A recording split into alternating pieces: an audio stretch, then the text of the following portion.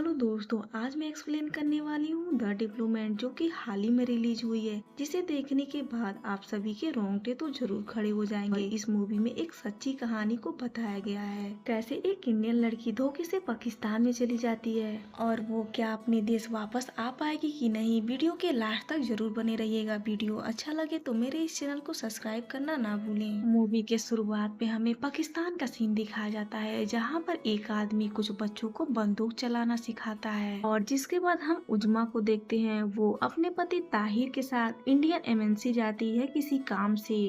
उजमा बहुत ज्यादा डरी हुई रहती। उजमा अपने पति ताहिर के साथ इंडिया एमएनसी के अंदर जाती है, जिसके बाद वो लोग कुछ देर तक तो इंतजार करते हैं और ताहिर अपने दोस्त के साथ बाहर सिगरेट पीने चला जाता है। उजमा मौका पाते ही उस ऑफिसर से कहती है, प्लीज मेरी हेल्प कीजिए, मैं एक इंडियन हूँ और मुझे यहाँ पर धोखे से लाया गया है।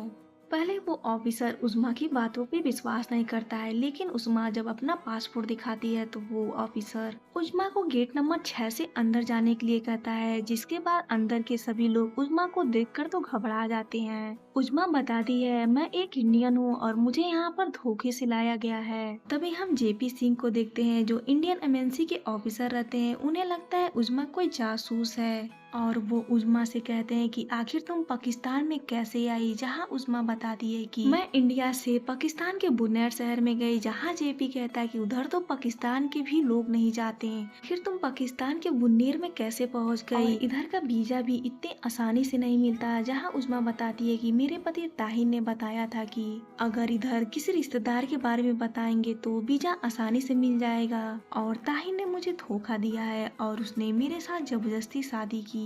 ताहिर ने मेरे ऊपर बहुत ज्यादा जुल्म किए हैं, यहाँ तक तो उसने मुझे मारा पीटा भी है। लेकिन जेपी को लगता है उस्मा अभी भी झूठ बोल रही है और उसके शरीर के घाव को देखने के बाद जेपी पाकिस्तान के मिनिस्टर से मिलता है और उस्मा के बारे में उन्हें बताता है। और वो मिनिस्टर कहते हैं कि अगर उस्मा गवाही दे दे तो उसे इंडिया पहुँचाना बहुत जरूरी है, नहीं तो बहुत बड़ी प्रॉब्लम हो जाएगी। और ये खबर जब IICI ऑफिसर जनरल मलिक को पता चलता है और वो कहते हैं कि वो एक जासूस है और ये सब एक झूठी मूठी कहानी है। अगले सीन में हम जेपी की फैमिली को देखते हैं, जहां उनकी पत्नी नीलम और उनका लड़का उनसे बहुत ज्यादा गुस्सा रहता है, क्योंकि जेपी उन्हें कभी भी टाइम नहीं दे पाते हैं। देखते हैं ताहिर उजमा का इंतजार करता है और वो समझ जाता है जरूर कुछ गड़बड़ है। ताहिर वहाँ से चिल्लाते हुए चला जाता है, जिसे देखकर वारी तुरंत जेपी सर के पास आता है और उन्हें बताता है ताहिर शायद पुलिस स्टेशन गया है। और जेपी सर कहते हैं कि इधर कोई भी उजमा नहीं है और तुम ताहिर पे नजर रखो। इधर देखते हैं उजमा जब कपड़े बदलने के लिए बाथरूम में जाती है और ऑफिसर सीरत मौका पाते ही उसके बैग को चेक करती है और उसे एक ब्लेड मिलता है और वो उसे जेपी को ले आकर देती है। इधर देखते हैं जेपी के पास कॉल आता है इंडिया से श्री सुषमा स्वराज, जो विदेश मंत्री हैं, और वो उजमा के बारे में पूछती हैं। जेपी उन्हें सब कुछ बताता है। आगे देखते हैं ताहिर के पास मलिक आता है और उससे कहता है कि ये बात तुम्हें सभी लोगों तक पहुंचानी होगी। जिसके बाद न्यूज में ताहिर बताता है कि मेरी बीवी को जबरदस्ती अंदर रखा गया है और मुझे मिलने से मना कर रहे हैं। और देखते ही देखते ये खबर धुएं की तरफ फैल जाती है। सुषमा जी जेपी के पास कॉल करती हैं और उससे कहती हैं कि इंडियन एमएनसी की बहुत बदनामी हो रही है। जिसके बाद जेपी उजमा से कहता है कि तुम्हें मीडिया और कोर्ट में जाकर सब कुछ सच बताना होगा।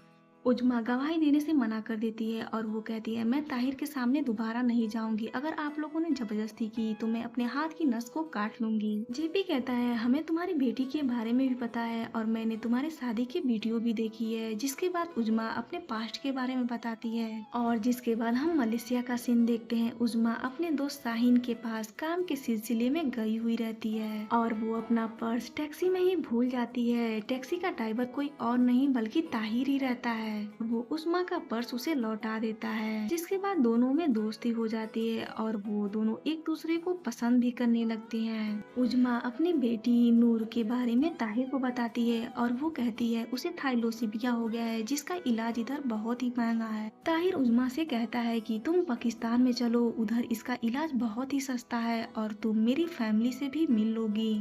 और जिसके बाद हम 6 महीने के बाद का सीन देखते हैं, जहां उस्मा ताहिर का इंतजार करती है और ताहिर आता है। उस्मा को जल्दी से गाड़ी में बैठाता है। ताहिर बहुत ज्यादा बदल चुका था और उजमा को रास्ते में एक गोली देता है। उसे कहता है कि इसे खा लो, तुम्हें उल्टी नहीं होगी। जिसे खाने के बाद उजमा को साफ साफ कुछ भी दिखाई नहीं देता है। ताहिर के पास कुछ बच्चे आते हैं और उसे अब्बू कहते हैं।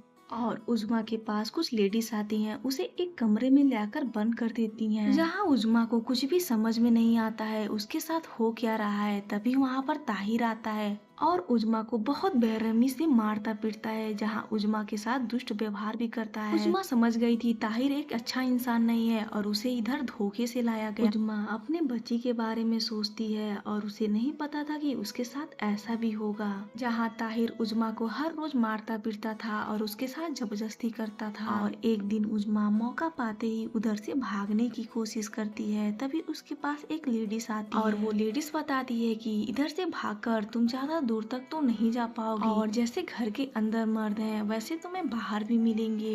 उजमा उस लेडीज के हाथ में फोन देखती है और उससे हेल्प मांगती है। उजमा अपने दोस्त सालीन के पास कॉल करती है और उसे सारी बात बताती है और सालीन उजमा से पाकिस्तान से निकलने का रास्ता बताता है। इधर देखते हैं ताहिर उजमा से जबरदस्ती शादी भी कर लेता है, जहाँ उजमा ताहिर के साथ अच्छा व्यवहार करती है। अगली सुबह उजमा ताहिर से कहती है कि हमारे यहाँ एक रीति रिवाज है जहाँ शादियों के बाद लड़कियों को 10 से 12 लाख रुपए मिलेंगे। जहाँ ताहिर के मन में लालच आ जाता है। मैं इंडियन एमएनसी जाऊंगी और वहाँ पर मेरा एक रिश्तेदार है और उसे बताऊंगी कि हमारी शादी हो चुकी है और हमें हमारे पैसे मिल जाएंगे। ताहिर उजमा का पासपोर्ट भी लाकर दे देता है और ये सब आइडिया उजमा को साहिल ने बताया था पाकिस्तान से बाहर निकलने के लिए। जिसके बाद हम मूवी के स्टार्टिंग का सीन देखते हैं और कहानी अब आती है प्रेजेंट में, जहाँ पर हम देखते हैं एक वकील जिसका नाम सैयद रहता है। जेपी उन्हें उजमा की सारी कहानी बताते हैं, जिसके बाद वो केस लड़ने के लिए तैयार हो जाते हैं। इधर देखते हैं जेपी ताहिर को इंडियन एमएनसी बुलाता है, जहां ताहिर जेपी से कहता है कि उजमा को बाहर निकालो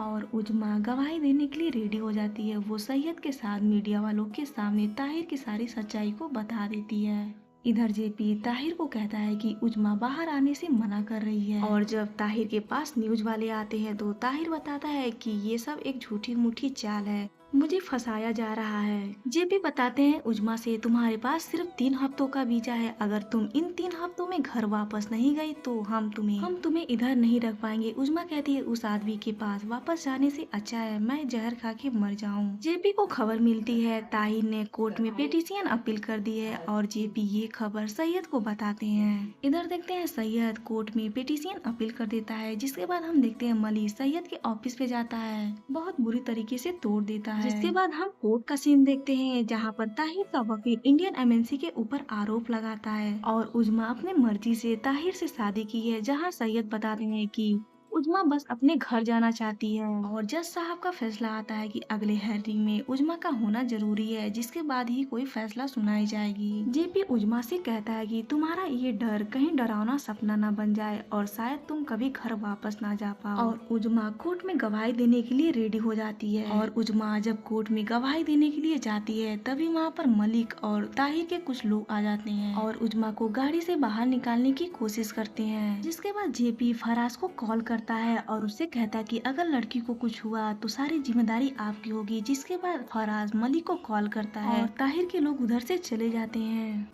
इधर देखते हैं इंडिया से सुषमा जी जेपी के पास कॉल करती हैं और वो उजमा से बात